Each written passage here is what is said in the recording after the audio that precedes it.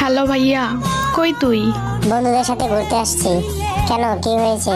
তুই তোর পকেটে কি রেখেছিলি? কেন, তুই আমার পকেট চেক করেছিস নাকি? আরে শোন তো, কি বল।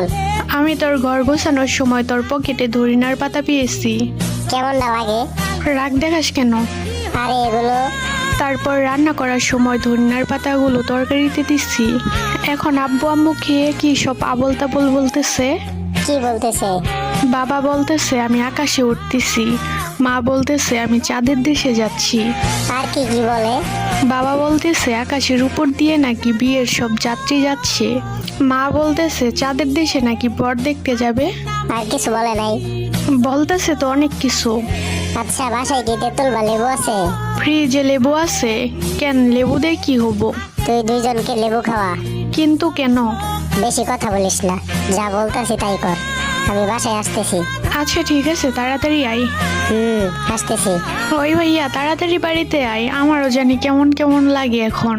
তুই ওই খাবার খাইছস নাকি? তোর সাথে কথা বলতে বলতে খাইলাম। কাম সারছে রে। আচ্ছা তুই লেবু খা, আমি আসতেছি।